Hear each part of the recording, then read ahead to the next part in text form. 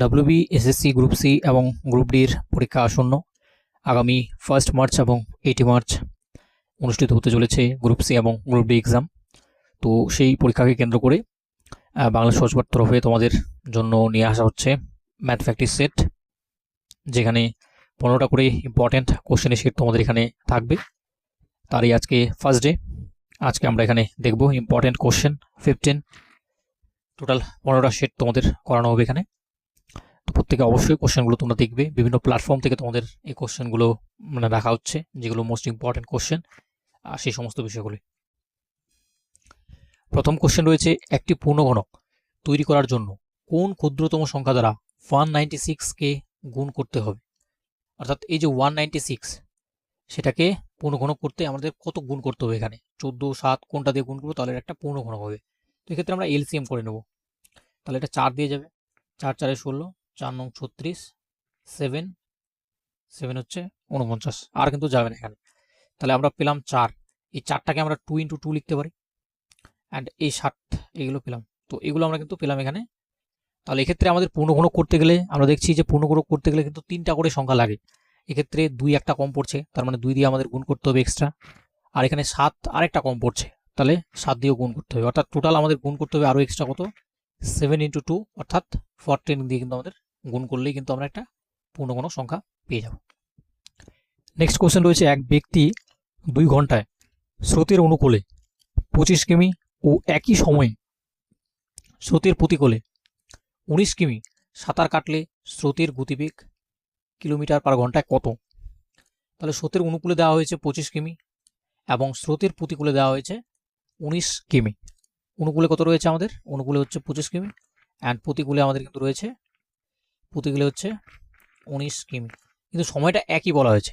তাহলে স্রোতের অনুকূলে যদি আমরা দেখি এর স্পিডটা কত হবে, স্রোতের অনুকূলে স্পিডটা, তাহলে স্পিড আমরা সমান সমান কি জানি, স্পিড সমান সমান হচ্ছে ডিস্টেন্স বাই টাইম, যেটা হচ্ছে 25, তাহলে টাইম হচ্ছে 2, তাহলে এটা কত হবে 12.5 বা 12.5। আর নেক্সট এটা হচ্ছে আমাদের 19, এটা হচ্ছে স্রোতের অনুকূলে, আর এটা হচ্ছে প্রতিকূলে। যদি দেখি আমরা, তাহলে প্রতিকূলে স্পিডটা কত হবে 19 কিমি, এটাও একই সময় বলেছে, তাহলে এটা হয়ে যাবে 9 × 18.5 মানে 9.5। এবার আমাদের বলেছে স্রোতের গতিবেগ কত, আর আমরা জানি স্রোতের গতিবেগ সমান সমান কি হয়, স্রোতের গতিবেগ হচ্ছে অনুকূল এবং প্রতিকূল এর বিয়োগ করে আমাদের 2 দিয়ে ভাগ করতে হয়, তাহলে আমরা পেয়ে যাব। তাহলে 12, 12.5 থেকে যদি 9.5 বাদ দিই, তাহলে থাকে কত আমাদের, এখানে থাকবে আমাদের 3, তাহলে এটাকে 2 দিয়ে ভাগ করলে কিন্তু আমরা পেয়ে যাব। অর্থাৎ এটা কত হয়ে যাবে, এটা হয়ে যাবে আমাদের 1.5। এটার হচ্ছে সঠিক অ্যান্সার হচ্ছে 1.5 ঘন্টা। উৎসবের মরশুমে চিনির দাম 20% বেড়ে যায়, একটি পরিবার কত শতাংশ চিনির ব্যবহার কমালে তাদের ব্যয়ের কোনো পরিবর্তন হবে না। তো এক্ষেত্রে আমরা এটা খুবই রেশিও মেথডে করতে পারবো খুব সহজভাবে। এখানে কয়েকটা বিষয় আমাদের মাথায় রাখতে হবে, যে যখনই কোনো একটা দ্রব্যের মূল্য বৃদ্ধি পাবে, দ্রব্যের মূল্য যখনই বৃদ্ধি পাবে তখন কি হবে, ব্যবহারটা কিন্তু কমে যায়। আমরা এটা জেনারেলিও দেখি লাইফে, যে যখন কোনো একটা জিনিসের দাম বেড়ে যায় তখন কি হয়, তার ব্যবহারটা আমরা কমিয়ে দিই। অথবা এমনটা হতে পারে, যখন কোনো একটা বিষয়ের দাম কমে যায় তখন কিন্তু তার ব্যবহারটা কিন্তু বেড়ে যায়। ঠিক আছে, অর্থাৎ ব্যস্তানুপাতিক আমরা বলতে পারি যে দামের বা প্রাইসের সঙ্গে কিন্তু ব্যবহারের একটা কিন্তু ব্যস্তানুপাতিক কিন্তু সম্পর্ক রয়েছে। ঠিক আছে, এটাই হচ্ছে মূল কনসেপ্ট এখানে। তো এই 20% ফ্র্যাকশন ভ্যালু তো আমরা লিখতে পারি 1/5। তো এক্ষেত্রে দাম মানে প্রাইস যদি আমরা দেখি 5 ইউনিট হয়, তো সেক্ষেত্রে বেড়ে যাচ্ছে 1 মিনিট, অর্থাৎ কত হয়ে যাচ্ছে 6 ইউনিট কিন্তু হয়ে যাচ্ছে। এবার কনজামশন আমরা কত কমাবো, তাহলে কিন্তু এই প্রাইসটাই থাকবে আমাদের। তাহলে কনজামশন মানে ব্যবহার, তো সেক্ষেত্রে আমাদের কি করতে হবে, এই যে 6 ইউনিটটা 6/5 হয়ে যাবে, মানে উল্টে যাবে। অর্থাৎ এখন যদি আগে যদি 6 ইউনিট ব্যবহার করতাম, এখন 5 ইউনিট ব্যবহার করবো, তাহলে দামটা সেম থাকবে। তাহলে এক্ষেত্রে ব্যবহার কত কমাচ্ছি আমরা, দেখছি এখানে 1 ইউনিট কমাচ্ছি আমরা, কতর উপরে, 6-এর উপরে, তার মানে 1/6%, এটাই কিন্তু আমাদের হয়ে যাবে। অর্থাৎ উত্তর হয়ে যাবে আমাদের কিন্তু সি, এখানে 16/2/3%। নেক্সট, 1 ঘন্টায় একটি নৌকা স্রোতের অনুকূলে 14 কিমি/ঘন্টা এবং স্রোতের প্রতিকূলে 8 কিমি/ঘন্টা গতিবেগে চলে, স্থির জলে নৌকার বেগ কত। তাহলে নৌকার বেগ বা স্পিড অফ বোট যদি বলি আমরা, স্পিড অফ বোট, সেটা কি হয়, সেটা কিন্তু হয়ে যায় স্রোতের অনুকূলের এবং প্রতিকূলের যোগফলের অর্ধেক। তার মানে এখানে 14 + 8 এর অর্ধেক হবে আমাদের এখানে, /2 করে দিতে পারি আমরা। তাহলে 22/2, অর্থাৎ 11 এখানে আমাদের সঠিক অ্যান্সার হয়ে যাবে। একটি ট্রেনের দৈর্ঘ্য 150 মিটার, 3 সেকেন্ডে এটি ট্রেনের, এখানে একটু স্পেলিং মিস্টেক, সেটা হচ্ছে এটা মধ্যে হবে। ট্রেনের মধ্যে একই দিকে 2 কিমি পার ঘন্টা গতিবেগে চলমান এক ব্যক্তিকে অতিক্রম করে ট্রেনের গতিবেগ কত? তো এই অঙ্কটি করার পূর্বে আমাদের কয়েকটা কনসেপ্ট জানা দরকার। তার মধ্যে হচ্ছে রিলেটিভ স্পিড এবং কিছু দৈর্ঘ্যের বিষয় আমাদের এখানে জানা দরকার। তো প্রথমত হচ্ছে দেখো, এখানে একজন ব্যক্তিকে অতিক্রম করার অর্থ মানে হচ্ছে সে ট্রেনটা কিন্তু নিজের দৈর্ঘ্যটাকেই অতিক্রম করছে। ঠিক আছে, একজন ব্যক্তিকে অতিক্রম করার অর্থ সে নিজেকেই অতিক্রম করছে, অর্থাৎ ট্রেনের যে দৈর্ঘ্য 150 মিটার এটা কিন্তু সে নিজে অতিক্রম করছে 3 সেকেন্ডে। ঠিক আছে, তো এক্ষেত্রে আমরা গতিবেগ তো পেয়ে যাব, 150 থেকে 3 দিয়ে যদি আমরা ভাগ করি গতিবেগ পেয়ে যাব, কিন্তু এই গতিবেগটা কি শুধুমাত্র ট্রেনটার হবে? একদমই নয়। এক্ষেত্রে কিন্তু ট্রেনের যে গতিবেগ সেটা কিন্তু পাবো না আমরা ডিরেক্টলি, এখানে কিন্তু ব্যক্তির সঙ্গে ট্রেনের একটা রিলেটিভ স্পিড রয়েছে। তার কারণ হচ্ছে ব্যক্তিটা যেদিকে যাচ্ছে ট্রেনটাও সেম দিকে যাচ্ছে। রিলেটিভ স্পিড অনুযায়ী যখন কোনো ব্যক্তি বা কোনো একটা ট্রেনের সঙ্গে কোনো একজন ব্যক্তি বা দুটো বিষয় যখন একই দিকে গতিমান হবে তখন কি হবে, তাদের যে স্পিড সেটা কিন্তু মাইনাস হয়, আমাদের মাইনাস হয়ে আমরা স্পিডটা পাই। আর যখন দুদিকে যায়, দুটো স্পিড ভিন্ন দিকে, তখন সেক্ষেত্রে কিন্তু প্লাসে আসে। তো এক্ষেত্রে আমাদের যেহেতু একই দিকে যাচ্ছে, তো সেক্ষেত্রে এখানে কি হবে, এক্ষেত্রে কিন্তু তাদের স্পিড যেটা আমরা পাবো সেটা কিন্তু রিলেটিভ স্পিড পাবো। ঠিক আছে, রিলেটিভ স্পিড আমরা পাবো। তাহলে এক্ষেত্রে রিলেটিভ স্পিড আমাদের কত দাঁড়াবে, এটা আমাদের মিটারে রয়েছে, আমরা একটা কাজ করতে পারি, এটাকে আমাদের ঘন্টায় নিয়ে আসতে পারি, কিলোমিটার পার আওয়ার। তাহলে 18/5 দিয়ে আমরা গুণ করে দেবো এটা, তাহলে এখানে আমাদের 10 আসবে। তার মানে 180 মিটার কিমি পার আওয়ার পাচ্ছি। এটা কি রিলেটিভ স্পিড। কিন্তু এই যে রিলেটিভ স্পিড আমি কি বললাম, যেহেতু একই দিকে যাচ্ছে অর্থাৎ মাইনাস করা রয়েছে রিলেটিভ স্পিডটা ট্রেনটার, তাহলে এক্ষেত্রে ট্রেনের স্পিড কত হবে, ট্রেনের স্পিড কিন্তু এখানে হয়ে যাবে 180 প্লাস হচ্ছে এই যে এখানে ব্যক্তির গতিবেগ সেটা হচ্ছে 2, যেটা হচ্ছে 182 কিন্তু আমাদের হয়ে যাবে এখানে সঠিক অ্যান্সার। অর্থাৎ রিলেটিভ স্পিড যেহেতু এখানে মাইনাস করা আছে, তো সঠিক যে অ্যান্সার সেটা কিন্তু আমাদের চলে আসবে 182, কারণ এখানে 2 কিমিটাও কিন্তু যুক্ত হয়ে যাবে ট্রেনটার সাথে। সমদ্বিবাহু ত্রিভুজে সমান এবং অসমান বাহুর অনুপাত 5:7 হয় এবং এর পরিসীমা 34 সেমি হয়, তাহলে সমান বাহুর দৈর্ঘ্য কত হবে? তো এক্ষেত্রে সমদ্বিবাহু ত্রিভুজ, এক্ষেত্রে দুটো বাহু কি হবে, সমান হবে, এবং অসমান বাহু বলেছে যেটা হচ্ছে 7। তো এক্ষেত্রে পরিসীমা বলা হয়েছে 34। ঠিক আছে, পরিসীমা কি হয়, সবগুলো মিলে যোগফল হয়। তাহলে এগুলো সবগুলো যদি যোগফল করি আমরা, কত হবে, 7 5 12, 12 5 17। তো এই 17-র মানে কিন্তু আমরা প্রত্যেকটা এক্স ধরে নিতে পারি। তাহলে 17x সমান সমান আমাদের কিন্তু 34, যেটা হচ্ছে 2 দিয়ে মাল্টিপল হচ্ছে, তাহলে এক্স এর মান 2 পাচ্ছি আমরা। তাহলে সমান বাহুর দৈর্ঘ্য কত, সমান বাহু তো এটা 5, তাহলে 5-এর ডবল হবে এটা 10 সেমি, আমাদের এখানে সঠিক অ্যান্সার হবে। অথবা এত কিছু না করেও আমরা কিন্তু ডিরেক্টলি এটা কিন্তু অ্যান্সার করতে পারতাম। সেটা কিভাবে, এখানে আমাদের কি চেয়েছে, সমান বাহুর দৈর্ঘ্য, তাহলে সমান বাহু আমাদের কোনটা, সমান বাহু কিন্তু আমাদের এখানে 5 কিন্তু সমান বাহু, তাহলে যেটা আমরা উত্তর পাবো সেটা তো 5-এর মাল্টিপল হবে। তাহলে 5-এর মাল্টিপল একটাই রয়েছে, যেটা হচ্ছে 10, কারণ বাকিগুলো কিন্তু 5 দিয়ে কাটা যায়। তো আমাদের কিন্তু এটা করারও দরকার পড়তো না, এইভাবে কিন্তু হয়ে যেত এই অঙ্কটা। একটি ট্রেন 30 মিটার পার সেকেন্ড গতিতে চলে এবং 650 মিটার দৈর্ঘ্যের একটি সেতু 50 সেকেন্ডে অতিক্রম করে, ট্রেনের দৈর্ঘ্য কত? তো এক্ষেত্রে আমাদের কয়েকটা বিষয় মাথায় রাখতে হবে। যখনই এখানে বলবে যে কোনো একটা ব্রিজ অতিক্রম করা বা সেতু অতিক্রম করা, সেতু অতিক্রম করার অর্থ হচ্ছে শুধু ট্রেনটা সেতুটাই অতিক্রম করবে না, সেতুর সঙ্গে সঙ্গে কিন্তু নিজের দৈর্ঘ্য অতিক্রম করবে। ঠিক আছে, যখনই বলবে বাঁশ বা তাল গাছ বা লোক এদেরকে অতিক্রম করছে কোনো একটা ট্রেন, তো সেক্ষেত্রে সে কিন্তু নিজের দৈর্ঘ্যটা অতিক্রম করবে। কিন্তু যখনই ব্রিজ সেতু বলবে তখন সেক্ষেত্রে কিন্তু সেতু প্লাস হচ্ছে ট্রেন দুটোরই দৈর্ঘ্য কিন্তু সে অতিক্রম, অর্থাৎ ট্রেনটা যদি যায় সেক্ষেত্রে সেতুরাও যা দৈর্ঘ্য সেটা অতিক্রম করবে, প্লাস নিজের দৈর্ঘ্যটাও অতিক্রম করবে সেতুর ক্ষেত্রে। ঠিক আছে, তো এখানে বলেছে যে 50 সেকেন্ডে ও কিন্তু 650 মিটার দৈর্ঘ্যের একটা সেতু অতিক্রম করছে, অর্থাৎ এই যে 50 সেকেন্ড, এই 50 সেকেন্ডে কিন্তু শুধু এটা না, তার নিজের দৈর্ঘ্যটাও কিন্তু সে অতিক্রম করেছে। তো সেটা কীভাবে পাবো আমরা, তাহলে 30 মিটার পার সেকেন্ড রয়েছে, যেটা 50 সেকেন্ডে যাচ্ছে, তাহলে কত হবে, 1500 মিটার, টোটাল 1500 মিটার পাচ্ছি আমরা। তাহলে 1500 মিটার পাচ্ছে, এখানে আবার 650 বলে দিয়েছে সেতুর দৈর্ঘ্য, তাহলে বাকি দৈর্ঘ্যটা তাহলে কিসের, বাকিটা হচ্ছে ট্রেনের। তাহলে 650 যদি এখানে বাদ দিই আমরা, সেটা কত পাবো, সেটা পাবো আমরা এখানে 7, 8 7 15। তো এটাই হচ্ছে আমাদের সঠিক অ্যান্সার, 850 মিটার হচ্ছে ট্রেনটার দৈর্ঘ্য। নেক্সট আমাদের এখানে একটা সরলীকরণ দিয়েছে, যেখানে আমাদের কি ফলো করতে হবে, বদমাশ রুল ফলো করতে হবে। ঠিক আছে, তাহলে এক্ষেত্রে আমরা কি করব, প্রথমত ভাগের কাজ করব, যেগুলো হচ্ছে সিঙ্গেল ব্র্যাকেটে রয়েছে সেগুলোর কাজ করব। তাহলে 3 3 9 হয়, 3 পাবো, 3 থেকে যদি আবার এটাকে মাইনাস করি তাহলে কত পাবো? 3 পাবো। আর এটা যদি এটা থাকতে দেবো এখানে, ঠিক আছে? তাহলে এখানে কি হবে? 3 দুগুণে 6, 2, এটা পেলাম আমরা। আবার এখানে 3 দিয়ে যদি এটাকে ভাগ দিই আমরা তাহলে কত পাবো? 1 পাবো। তাহলে থাকবে, তাহলে প্লাসে মাইনাসে মাইনাস, মাইনাস হচ্ছে, তাহলে মাইনাস যদি হয় তার মানে 1 মাইনাস হবে 23। আবার 23 থেকে যখন 25 বাদ দেবো তাহলে কত থাকবে? আমাদের 2 থাকবে, এখানে সঠিক অ্যান্সার। তো এইভাবে কিন্তু করতে হবে এটা। একটি গ্রুপে 30 জন মেয়ের গড় ওজন হচ্ছে 35। যখন সেখানে একটা নতুন মেয়ে অন্তর্ভুক্ত হয় তখন গড় 2 কেজি বৃদ্ধি পায়, নতুন মেয়ের ওজন কত? তো এটা আমি খুবই শর্টভাবে করে দিচ্ছি, এটা অন্যভাবেও করা যায়, অনেকভাবে করা যায় এগুলো অঙ্ক। তো এক্ষেত্রে 2 কেজি বৃদ্ধি পাচ্ছে যখন একটা নতুন মেয়ে আসছে, ঠিক আছে? এই যে 2 কেজি বৃদ্ধি পাচ্ছে, 2 কেজি কি শুধু মেয়ে নিজের ওর বৃদ্ধি পাচ্ছে? একদমই নয়। এখানে কিন্তু ও যে 2 কেজি ওজনটা বৃদ্ধি পাচ্ছে এটা কিন্তু গড় ওজন বৃদ্ধি পাচ্ছে, বলে দিয়েছে গড় ওজন। তাহলে গড় ওজন যে বৃদ্ধি পাচ্ছে মানে প্রত্যেকটা 30 জন আছে, 30 জনেরও ও 2 কেজি করে নিয়ে আসছে, তাহলেই তো বাড়বে, নাহলে তো হবে না।